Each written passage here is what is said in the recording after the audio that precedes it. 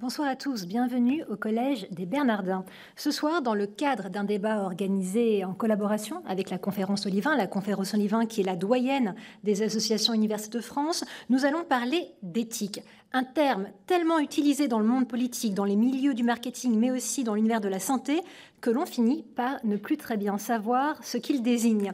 À l'occasion de multiples débats publics, que ce soit sur l'euthanasie, sur l'encadrement de la prostitution, sur le e-commerce, l'éthique s'invite partout. On parle ainsi d'éthique médicale, d'éthique de conviction, d'éthique environnementale, d'éthique des affaires, mais aussi de consommation éthique ou encore de bioéthique.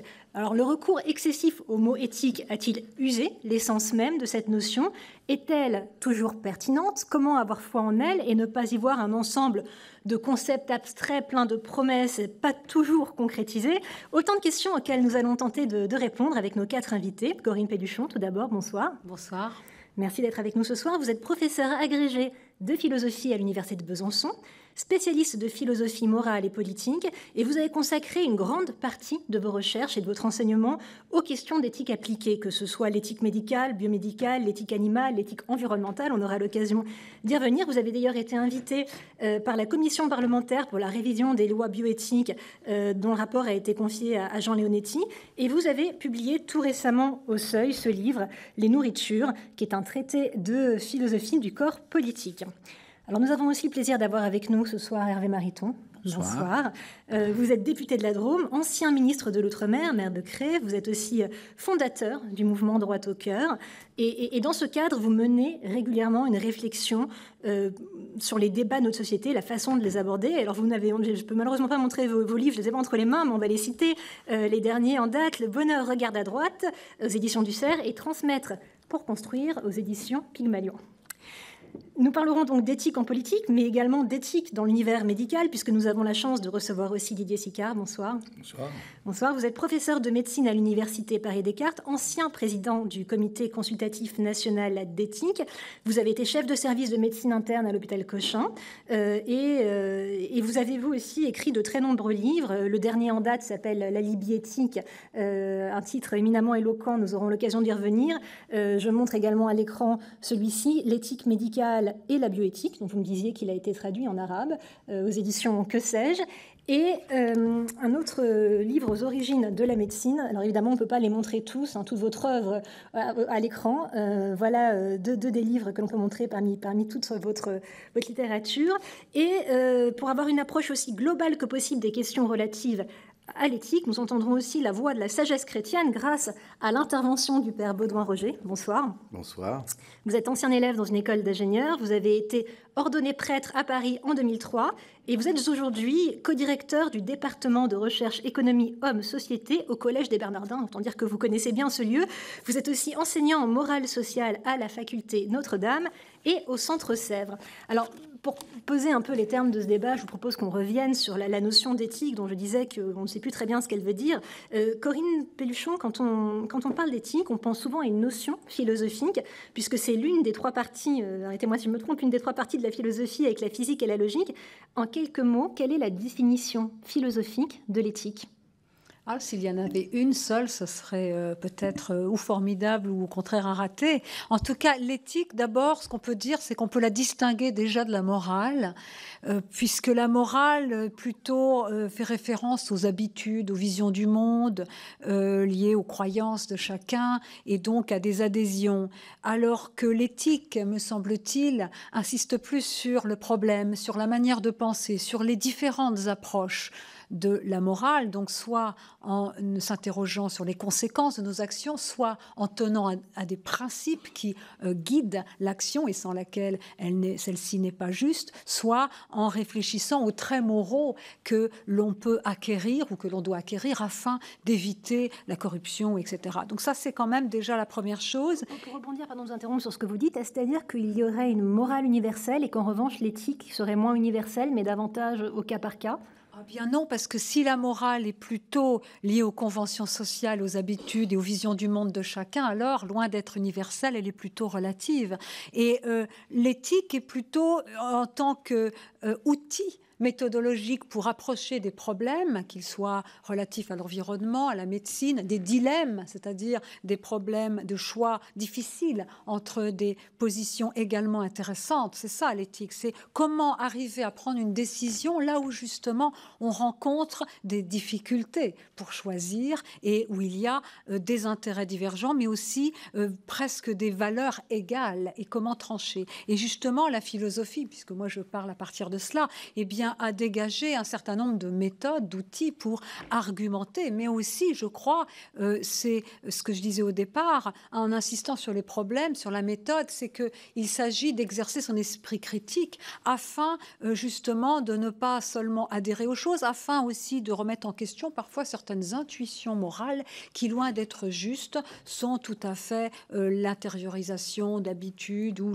le fait de confondre des valeurs esthétiques avec des valeurs morales. Donc il y a aussi cette idée de se donner les moyens parfois de changer d'avis, ou en tout cas d'embrasser un point de vue qui n'est pas celui que immédiatement auquel on aurait adhéré. Donc c'est ce cheminement-là, je crois, l'éthique. Alors vous le disiez tout à l'heure, s'il y avait une seule définition de la philosophie, comme l'écrit justement la philosophe Anne Merker, je la cite: l'éthique est dans toutes les bouches et à toutes les sauces. Quant à savoir ce qu'elle est, on s'en tient à une notion bien vague. Éthique fait partie de ces mots dont la fortune est immense et le sens originel ignoré.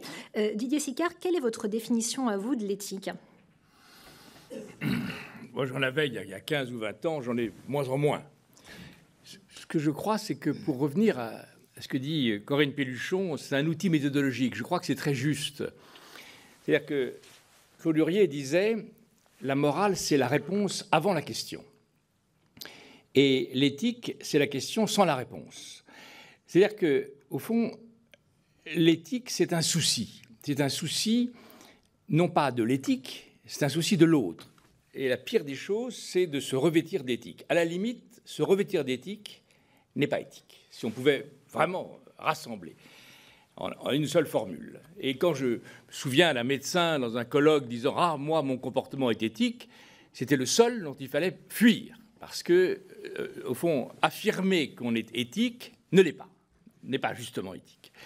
Et que la confusion contemporaine, elle est dans deux domaines. Elle est la confusion entre déontologie et éthique, c'est-à-dire que la déontologie qui est prescriptive, qui dit qu'il faut avoir un tel comportement dans l'entreprise, en médecine, dans la société, mais que ce sont des règles de loi ou des règles paralégales, mais qui sont de nature à être suivies par la collectivité. On a une déontologie du vétérinaire par rapport aux animaux, du boucher par rapport à son entreprise. Il y a une déontologie médicale, une déontologie juridique, une déontologie des notaires, etc.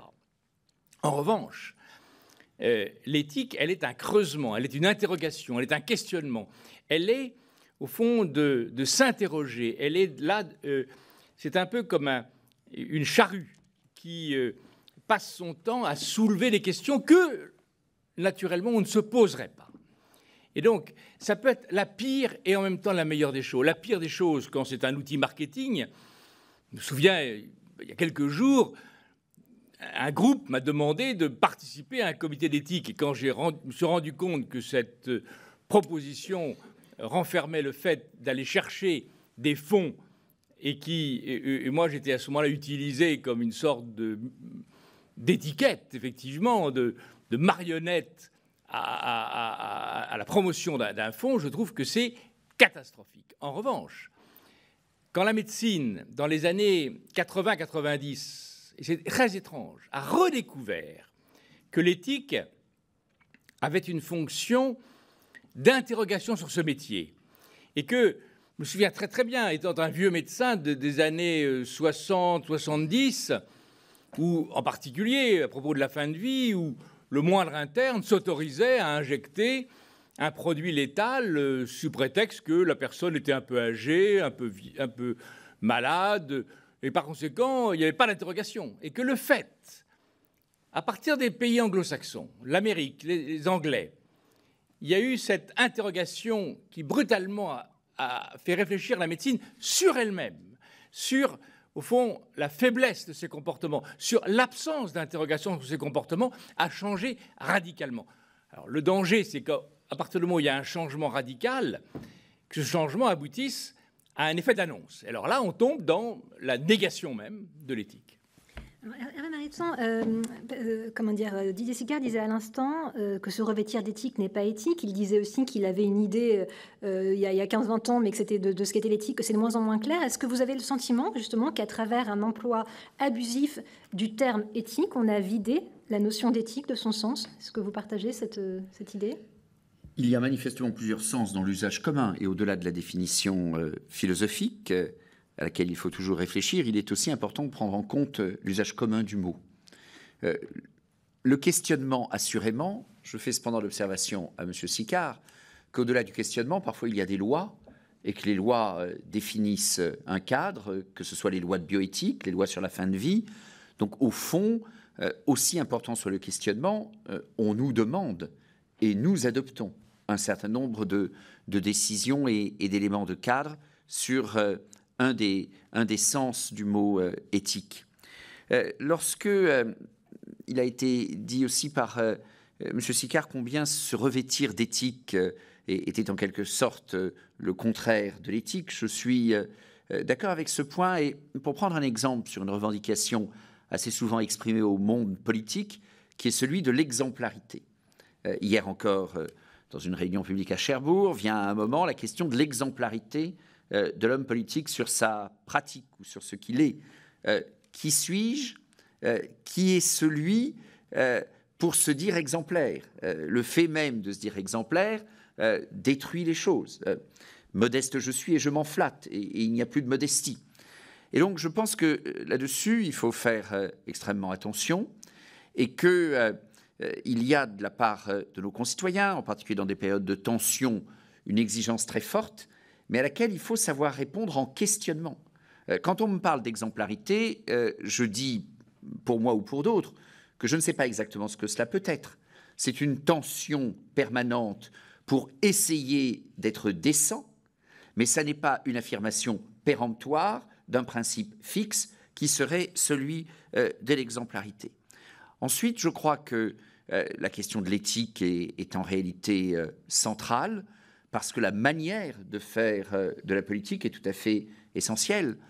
Quand on nous parle, par exemple, de confiance, cette situation qui est celle de notre pays, avec une situation grave de défiance, cela a beaucoup à voir, de mon point de vue, avec à la fois le contenu des politiques et la manière dont elles sont menées, et peu à voir avec un sujet qui passionne souvent davantage dans notre pays, qui est celui des institutions.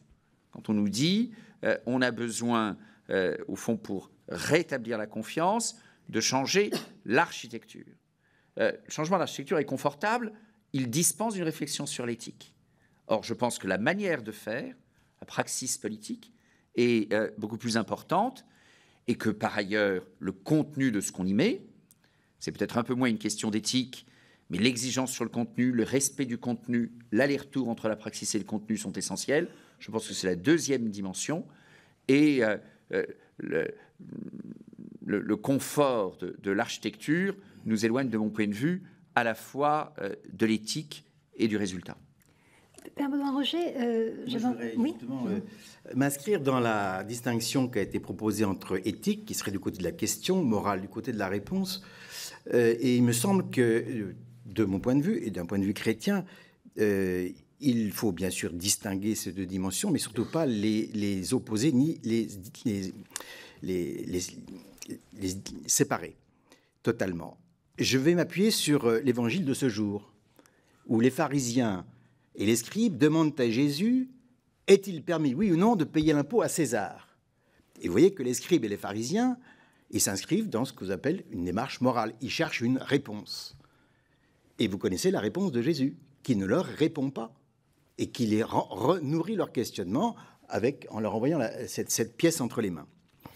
Alors, je crois qu'il y a là quelque chose d'important à voir. Premièrement, au cœur de la vision chrétienne de l'éthique, il y a le respect et le souci de susciter la liberté et la réflexion de celui auquel on s'adresse. Deuxième aspect de la liberté, c'est que je crois qu'on aura beaucoup de mal à dire ce que c'est qu'une vie bonne. Par contre, on peut dire que est bon ce qui fait grandir l'homme, ce qui le fait grandir en liberté, est mauvais, ce qui l'aliène. Dans la partie chrétienne, on insiste en outre particulièrement sur la dimension sociale de la morale, et il suffit de réfléchir à la manière dont nous nous déterminons pour voir que nous déterminons bien sûr en partie librement, mais que nous sommes largement conditionnés par un environnement. D'où la nécessité de réfléchir aux structures, à la culture, tout ce qui nous détermine. Donc vous voyez que je viens de développer un élément important. De ce point de vue-là, la visée chrétienne, elle serait de l'ordre de l'éthique. Et l'outil mobilisé, c'est la raison. Et je crois qu'il faut ne pas s'arrêter là et invoquer la morale, simplement pour une raison très simple, c'est que ma réflexion, elle s'appuie sur mon expérience de vie, qui est limitée, elle est unique, et en plus, je n'ai que quelques dizaines d'années. Et donc, même du point de vue de la raison, il est rationnel, il est même nécessaire que je m'ouvre aux produits de la réflexion des autres, et en particulier aux produits des réflexions des générations qui m'ont précédé. Et en ce sens, il est important que j'accueille ce que vous appelleriez la morale, c'est-à-dire le distillat de l'expérience des générations qui m'ont passé. Et là où je crois qu'il serait une erreur de les rejeter a priori parce qu'on ne les comprend pas, la vérité ou ce qui est juste et bon ne se résume pas à ce que je peux analyser et évaluer.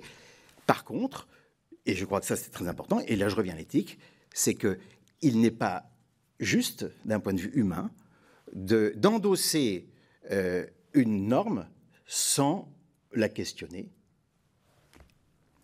Je citais tout à l'heure, Didier Sicard, votre livre dont le titre parle de lui-même, hein, La Libye éthique. Vous dénoncez une société qui se cache sous des mots avec un éternel besoin de se justifier. Qu'est-ce que ça révèle au fond de notre société ?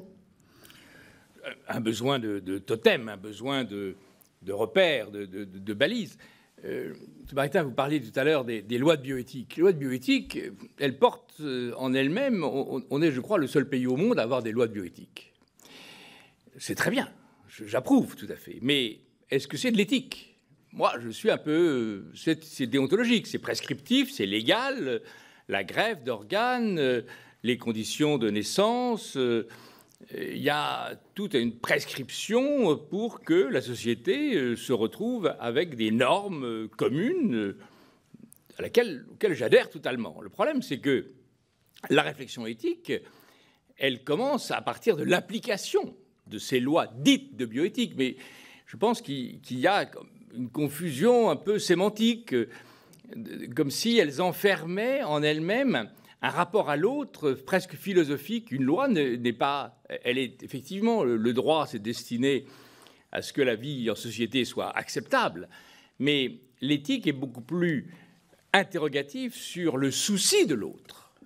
Or, les lois de bioéthique, elles n'ont pas forcément le souci de l'autre. Elles ont l'organisation des greffes, mais c'est un souci général. Elles n'ont pas le souci que, au fond, les lois de bioéthique sont beaucoup plus proches de ce que Paul Ricoeur appelait le bien de l'autre, pour l'autre, avec l'autre, au sein d'institutions justes, c'est-à-dire l'organisation de la société.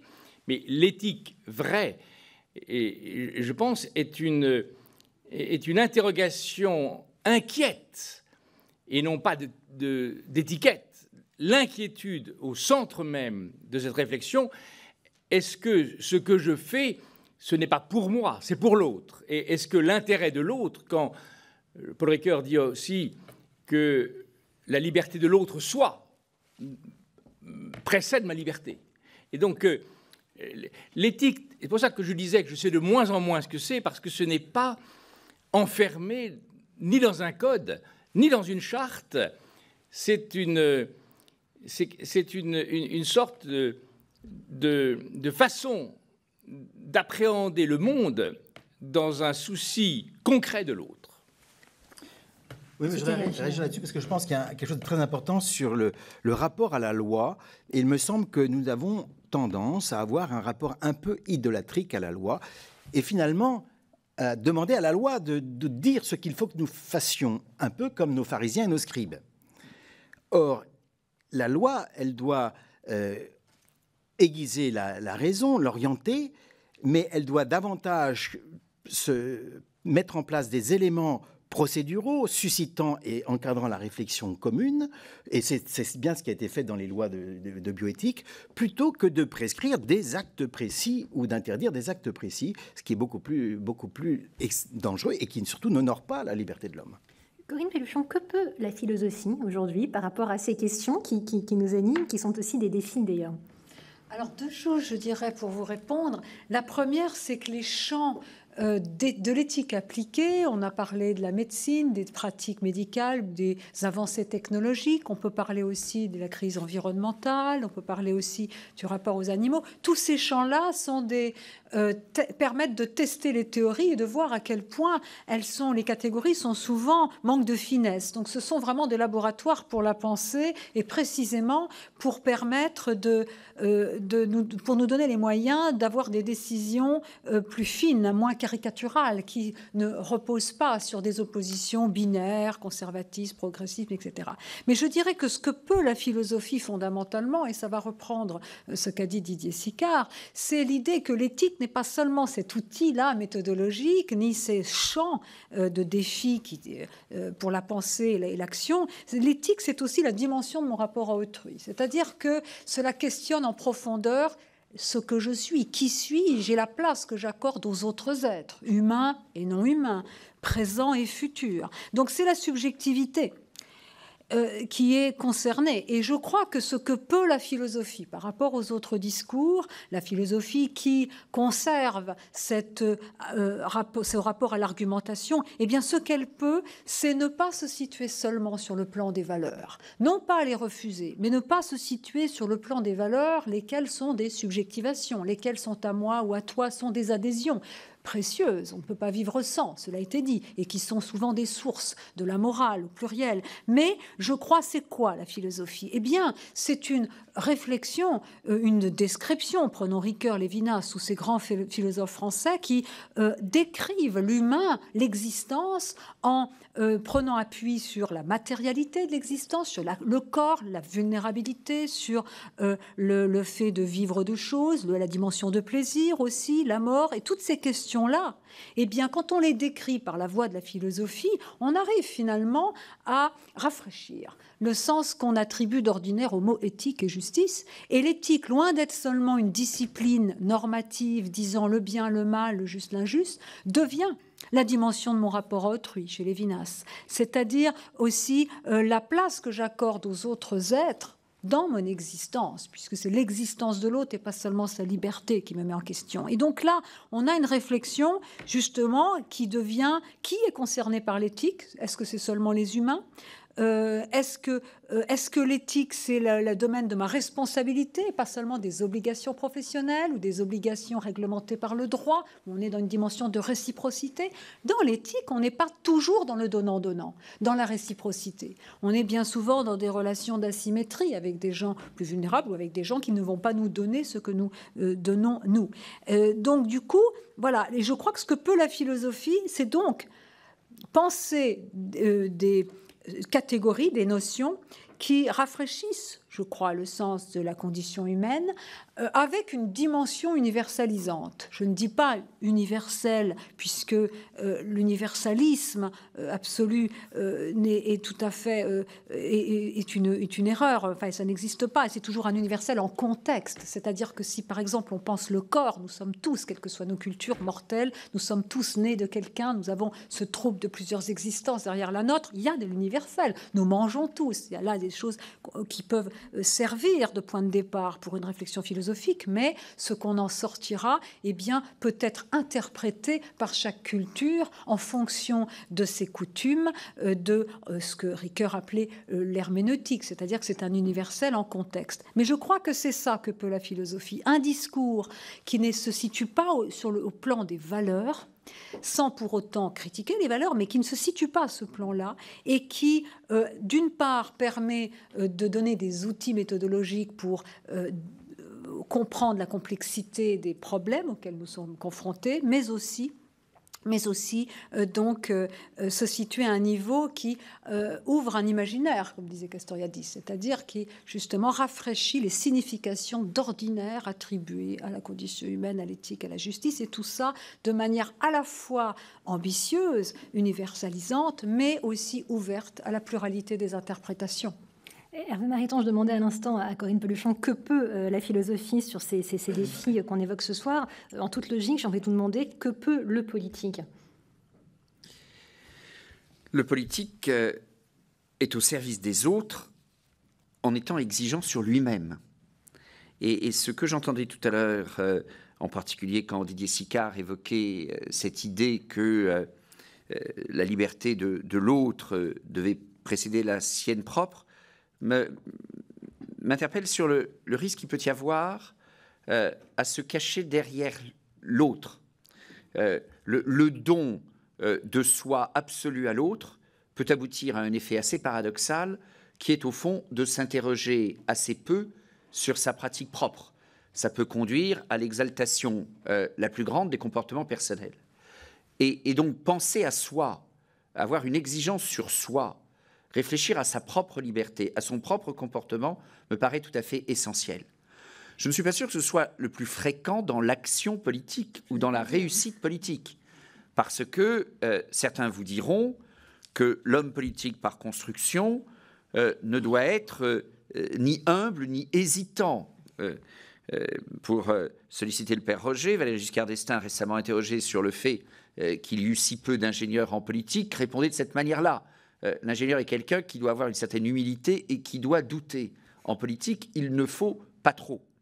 Mais vous pouvez vous trouver dans une situation où vous n'êtes ni humble, ni en état de doute, et pour autant être absolument convaincu, à la fois prêcher et ressentir sincèrement que ce que vous faites sans le moindre état d'âme et sans limite, vous le faites pour le bonheur des peuples. C'est comme cela, probablement, qu'un certain nombre de dictatures se construisent, se légitiment et se partagent. Donc je pense que la politique, enfin, qu'est-ce que la politique peut faire pour l'éthique? Qu'est-ce que l'éthique peut faire pour la politique? Le politique doit avoir à la fois, c'est ensuite affaire de degré, d'une forme de réponse. En tout cas, au débat que j'introduis moi-même, on n'est pas en tout ou rien. Le politique, évidemment, a besoin d'une certaine assurance pour influencer, pour décider, pour porter, pour embrayer. Et en même temps, il faut qu'il ait sur lui cette exigence éthique, je le redis, sans chercher à donner de leçons, mais assez rapidement, pour le coup, dans une éthique de l'action. Je pense qu'il y a assez vite une limite à la réflexion intérieure qu'on peut avoir sur la praxis politique, parce qu'il n'y a de politique que concrète, ce qui embraye. À un moment, on vous demandera à la fois la manière dont vous faites, mais ce qu'est l'efficacité du résultat que vous portez. Alors, que peut apporter l'éthique? Et qu'est-ce que le politique apporte à l'éthique aussi? Mais c'est d'une certaine manière deux mêmes questions. C'est par exemple l'exigence du politique sur les résultats qu'il apporte. L'exigence sur le résultat, qui me paraît centrale dans la question de confiance qui est posée aujourd'hui.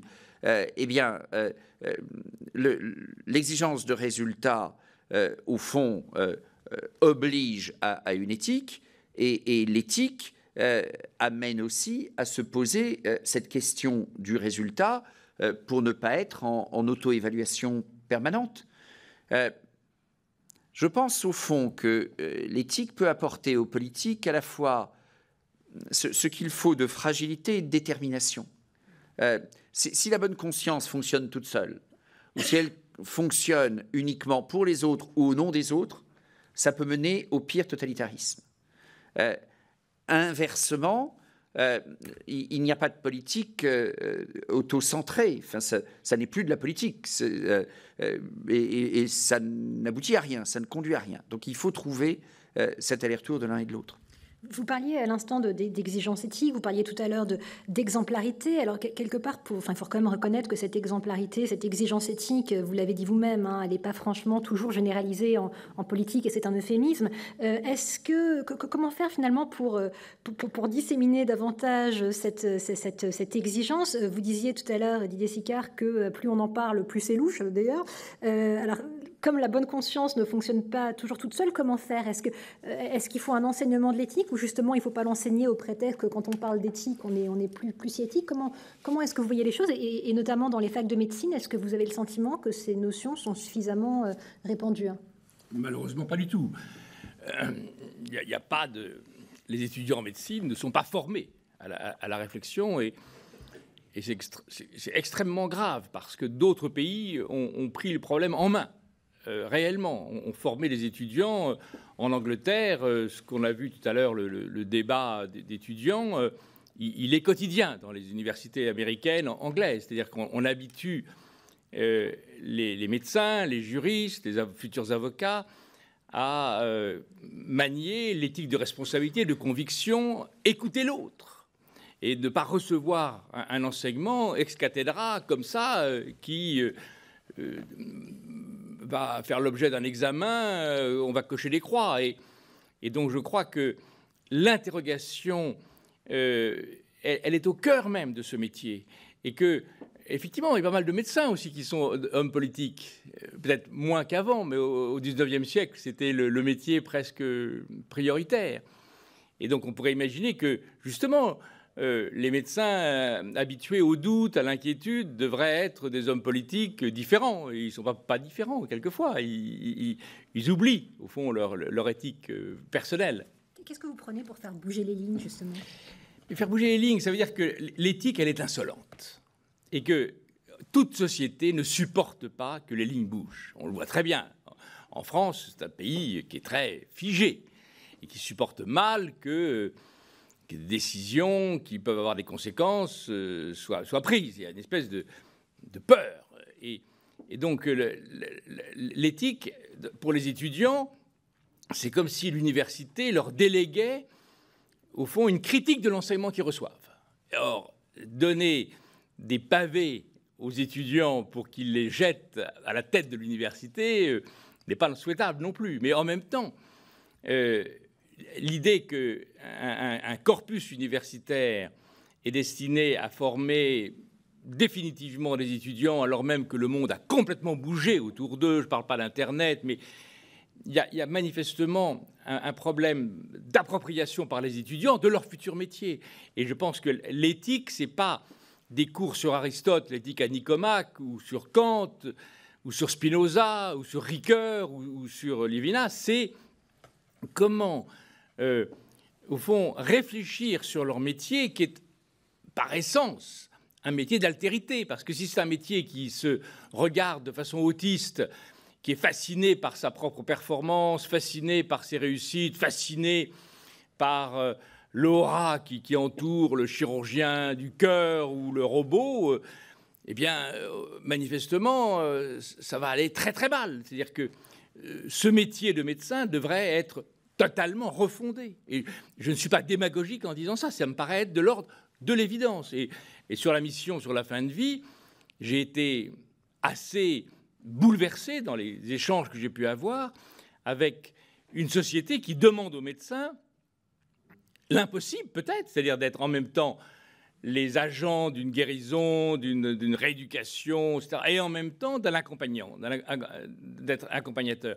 Mais l'éthique, c'est justement peut-être cette aporie que la société demande aux médecins, mais qui devrait être totalement intégrée. Alors, si l'étudiant en médecine est affolé par ce qu'on lui demande, comme un excès, parce qu'on lui demande peut-être trop, mais au moins le fait qu'il réfléchisse à cette dimension existentielle de son métier me paraît être le fondement même de l'éthique du futur. Vous parliez de fin de vie, on va en reparler dans quelques minutes avec vous, Hervé Mariton, parce que vous avez l'occasion de vous exprimer sur ces sujets. Juste sur la question de l'enseignement, vous enseignez Didier Sicard, il y a deux autres personnes qui enseignent autour de cette table, Madame Pelluchon et vous-même, Père Baudouin-Roger, vous enseignez non pas l'éthique, mais la morale sociale. J'ai expliqué que ce n'était pas très différent de mon point de vue. Absolument. Et de fait, nous partons à partir de cas. Et avec nos étudiants, on étudie des cas de morale sociale, donc la fermeture de l'usine d'Aulnay, la faillite de la SNCM, etc. etc. Et donc, les étudiants sont plutôt en demande, d'ailleurs. Et alors, non, ce que je pense ici, alors, paradoxalement, On forme bien nos séminaristes à l'éthique, et y compris sur des problèmes très concrets. Par contre, je crois que, et ce que je vois dans les écoles de commerce, moins dans les écoles d'ingénieurs, parce que c'est moins dans leur domaine, mais les cours d'éthique sont insuffisamment présents. Quand ils sont présents, c'est souvent une manière d'affichage, des cours qui sont facultatifs et qui sont assez vite oubliés, qui n'ont pas du tout la place qu'ils devraient avoir. Et à mon avis, il y aurait très clairement des efforts significatifs à faire sur ce registre. Alors après, si vous voulez, il y a d'autres problèmes. Tout ne se résume pas à l'enseignement de l'éthique. Corinne Pelluchon, vous enseignez également. Quel est votre sentiment sur ce sujet ? Je partage ce qui a été dit de part et d'autre. Effectivement, alors l'éthique, on ne l'enseigne pas comme un catéchisme moral, mais effectivement, il serait intéressant de donner aux personnes, aux professionnels, aux futurs professionnels de la santé, aux futurs hommes politiques, aussi des outils justement pour délibérer, pour argumenter et délibérer. Et je crois que cela se passerait par plusieurs niveaux. Une réflexion sur les outils logiques, on a parlé, sur aussi les grandes traditions qui donnent un contenu aux différentes morales et aux différentes théories politiques. Donc pour justement, parce que les mots que nous employons ont une histoire. Le mot autonomie a une histoire. Le mot droit de l'homme a une histoire d'ailleurs. Le mot est-ce qu'on entend l'individu, ça a une histoire. Donc c'est toute cette contextualisation qui souvent manque et qui fait que dans les débats éthiques ou les débats sociétaux, souvent les mots sont pris un peu n'importe comment. Et donc je crois que la première chose qu'on demande à un débat, c'est la rigueur, et qui suppose donc à la fois ces outils bien maniés, différentes approches de la morale. Aujourd'hui, on ne peut pas avoir seulement une approche par principe, même si les principes sont fondamentaux, la confidentialité en médecine, etc. Ils guident vraiment l'action, mais il y a aussi les conséquences, l'impact des revendications sur les institutions, sur la société. Et puis cette approche qui n'est pas de l'éthique des vertus, qui est par les traits moraux, c'est-à-dire que ce sont les hommes et les femmes qui font les institutions, qui font les bonnes ou mauvaises décisions, et donc il y a aussi la prudence chez Aristote, c'est quelque chose qui s'apprend, qui s'acquiert, même si ce n'est pas contraire à la nature, il n'empêche qu'il faut développer un certain nombre de choses pour l'acquérir. Donc il y a toutes ces réflexions-là, et d'ailleurs les vertus, les traits moraux ne sont pas tous moraux, hein. Dans l'éthique des affaires, il y a des choses tout à fait intéressantes là-dessus, et on n'est pas seulement dans le moral au sens classique du terme. Donc je crois qu'il y aurait, moi je pense que l'éthique serait très intéressante à enseigner, pas seulement à l'école ou à l'université, mais pour les professionnels, une sorte de Sciences Po pour les personnes qui justement sont confrontées, les adultes, à des dilemmes, c'est-à-dire à des choix difficiles, voire à des choix impossibles, entre des acteurs aux intérêts divergents et aux horizons axiologiques divergents. Et pourtant, il faut trouver des accords sur fond de désaccords. Et c'est d'ailleurs ce que l'on essaie de faire quand on trace les oppositions déjà anciennes qui existent par rapport, par exemple, sur la question de l'aide active à mourir, et qui, quand même, ne doivent pas plomber la réflexion quand il s'agit de légiférer, puisque le moment qui précède la législation, le moment qui précède aussi l'action collective, c'est aussi ce moment où, une fois qu'on a dégagé les arguments des différentes positions, on se demande comment arriver à trouver donc un dissensus raisonnable ou un consensus, des accords sur fond de désaccord, un équilibre entre plusieurs acteurs. Et je crois que là, ce sera mon dernier point. Il y a deux écueils, me semble-t-il. Le premier écueil, c'est d'asseoir une décision politique en régime pluraliste, donc en démocratie, sur une vision du monde qui n'appartient qu'à un groupe. Même si elle est très belle, très généreuse, on ne peut pas asseoir une politique sur une morale, celle de quelqu'un. Mais l'autre défaut, c'est de s'en tenir seulement au consentement où à chacun fait ce qu'il veut et on accorde tout ce qui augmente la liberté des uns et des autres. Puisque la plupart des questions qui nous intéressent sont des questions qui dépassent le cadre strict du libéralisme où il ne fait pas de tort à autrui. On interdit que les actions qui créent un dommage à autrui. Aujourd'hui, quand on parle de dégradation des environnements, quand on parle même d'aide active à mourir qui introduit une structure de soins, donc qui a un impact sur les institutions, sur les futurs soignants et aidants et aussi patients, quand on s'intéresse s'interroge aux dommages créés aussi aux autres espèces, eh bien, et forcément, on est obligé d'inventer une autre manière, non seulement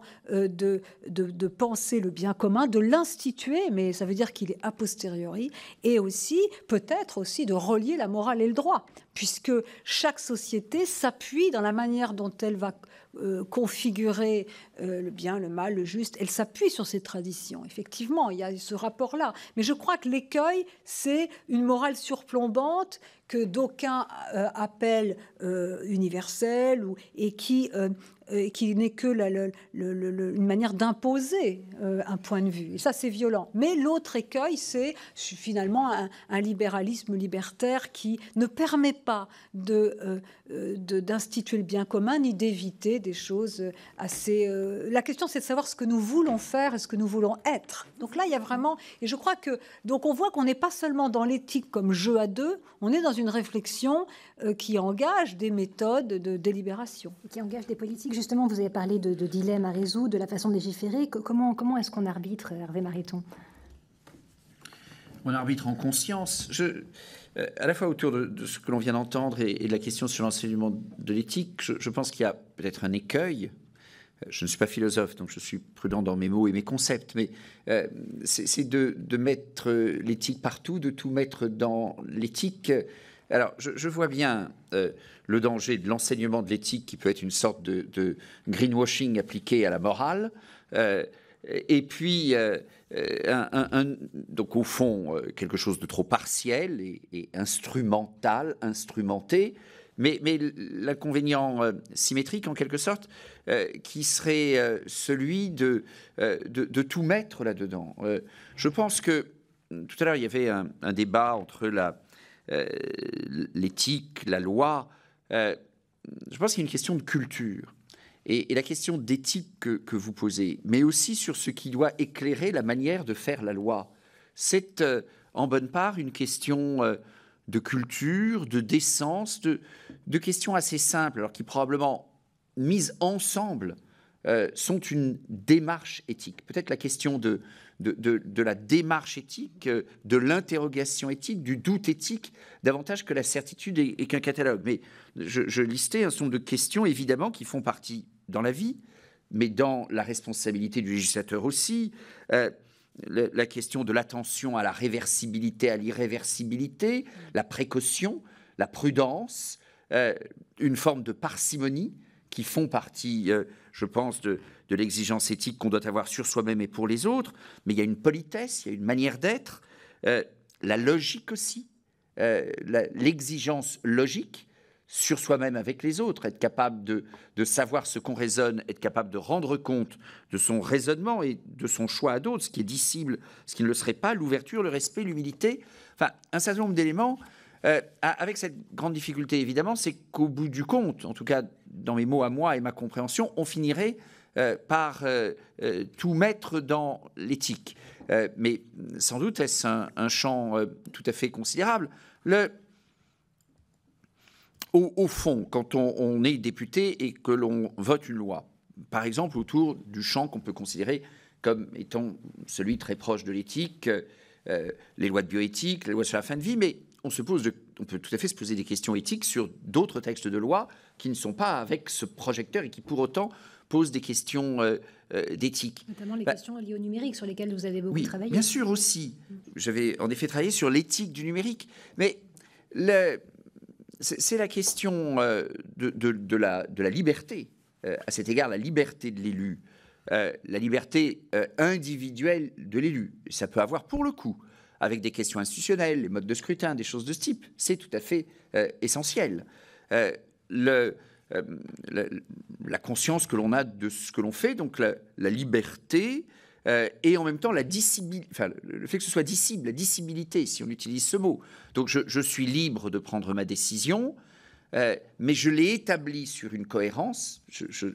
J'ai une exigence contre le caprice, donc j'ai ma propre démarche, et je suis susceptible, capable, et même je m'astreins à rendre compte. Il me semble qu'on a là 3 traits qui peuvent raisonnablement éclairer l'éthique du vote et de la décision du législateur. Mais le législateur, il rend compte aussi politiquement. Ensuite, il y a, c'est une expression que j'utilise assez souvent, nécessairement en politique, un compromis entre la pédagogie et la démagogie. Il faut à la fois être attentif au peuple et suivre un tant soit peu le peuple, et en même temps, il faut être capable d'assumer une fonction d'éclairage, d'anticipation et de leadership. Et l'éthique, elle est dans ce compromis. Pour dire les choses simplement, l'engagement politique entre la vérité et la dissimulation, entre le court terme et le long terme, entre plein de A et B que vous pouvez opposer, c'est assez vite un débat entre la fin et les moyens, mais c'est probablement le débat de la vie de chacun d'entre nous. Mais l'homme politique, alors, est-ce qu'il dit la vérité? Jusqu'où? Quel est le sens de la ruse que l'on emploie? Quelle est sa justification au regard d'un bonheur plus important que l'on poursuit? Bon, cette interrogation de la fin et des moyens, il faut qu'on l'ait constamment, et sans naïveté, et en ayant en tête ces compromis, qu'on soit capable d'en rendre compte.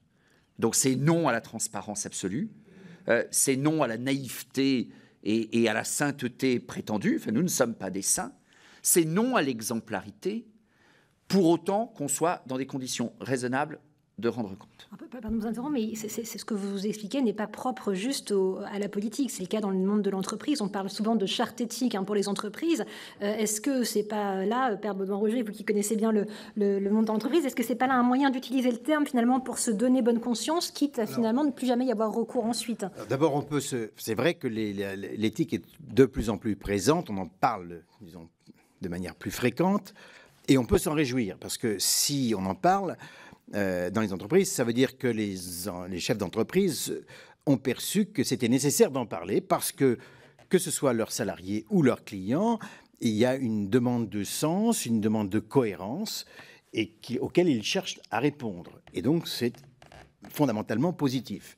Alors, bien évidemment, on peut avoir recours à des artefacts éthiques ou des manières de présenter des comportements de manière éthique ou qui restent instrumentaux. Alors, par exemple, lorsqu'on considère qu'il faut être éthique parce que, moyennant quoi, les salariés seront plus engagés et donc le profit sera supérieur et donc on met l'éthique au service d'une fin qui reste quand même questionnable. Alors après, il faut avoir conscience aussi des limites de ces procédés. Beaucoup d'entreprises font des chartes éthiques et ça peut avoir des effets relativement négatifs parce que lorsque les employés voient qu'on a une belle charte mais que finalement on ne se comporte pas conformément à cette charte, ça engendre une désillusion et un désengagement. Alors quelles sont les voies possibles? Il me semble que nos chercheurs ont proposé, sans que ce soit spécifiquement éthique, mais qu'on inclut, vous voyez que la charte qu'on écrit, c'est un document qui n'a pas de valeur juridique. Et donc ils ont proposé que l'on inclut dans l'objet social de la société, donc un texte qui a valeur juridique et donc opposable, un certain nombre de références qui doivent guider le projet de l'entreprise et l'action du dirigeant. Et je crois que c'est une proposition intéressante parce que d'abord, ça donne un point d'appui très clair, plus facilement opposable devant la justice qu'une charte ou un papier qui est Et alors, au-delà de cela, je crois qu'il ne faut pas non plus être trop angélique. Vous voyez, je crois qu'on voit tous les scandales qu'il y a dans la finance. On peut faire toutes les chartes qu'on veut, on peut mettre ça dans les objets sociaux, on peut avoir des textes aussi contraignants. Tant qu'il y a des acteurs qui ont des intérêts importants, vous voyez, quand on a des enjeux financiers, quand on a 1, 5, 10 millions, eh bien, on a en jeu la conscience morale, elle est singulièrement anesthésiée. Et donc, probablement, au-delà de toutes ces chartes, etc., une des questions à régler, notamment dans le domaine de la finance, c'est de réduire ces rémunérations exorbitantes qui ne sont certainement pas un bon terreau pour une finance éthique. Jessica, je vous propose de vous donner le mot de la fin, puisque nous avons encore 3 minutes, il va falloir conclure pour rebondir sur ce qui a été dit, sur ces effets d'affichage, sur cette bonne conscience anesthésiée qu'évoquait le père Baudouin-Roger, et sur cette question, finalement, le souci éthique est-il une pierre d'angle ou une fioriture inutile? Quelles seraient vos conclusions? La fioriture, ce sont les mots. Quand les mots ne sont pas interrogés, Par exemple, dans la loi bioéthique, il y a le consentement. Un consentement dans les conditions actuelles n'est pas éthique. La façon dont les personnes signent un document qui est un document administratif médico-légal. Donc le simple fait de dire le consentement est éthique n'a pas de sens. Un consentement peut être inéthique. De la même façon, vous parliez de la précaution. La précaution peut être la meilleure et la pire des choses. Parce que mettre dans la Constitution le principe de précaution n'est pas éthique. Or que ça a été comme si on faisait une avancée éthique.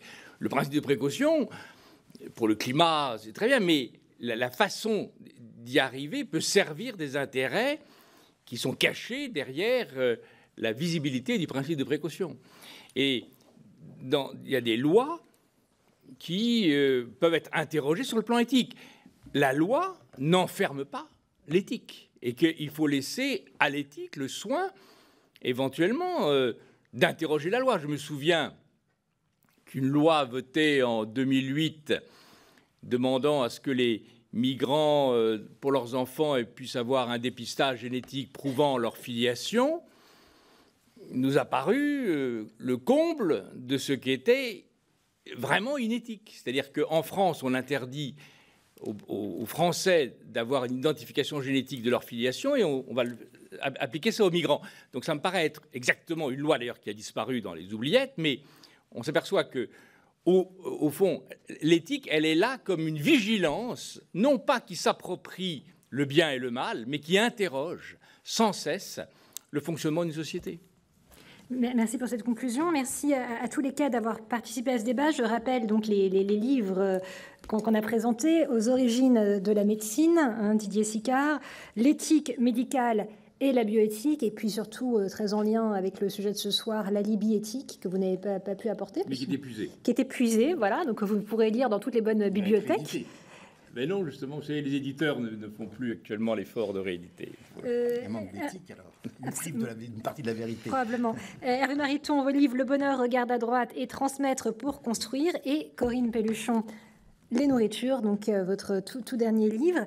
La semaine prochaine, le débat sera axé autour d'une loi qui fait l'actualité, celle sur le devoir de vigilance des entreprises donneuses d'ordre. Est-ce que cette loi permettra de réconcilier l'éthique, justement, le consommateur et l'entreprise? Affaire à suivre la semaine prochaine. D'ici là, bonne soirée à tous.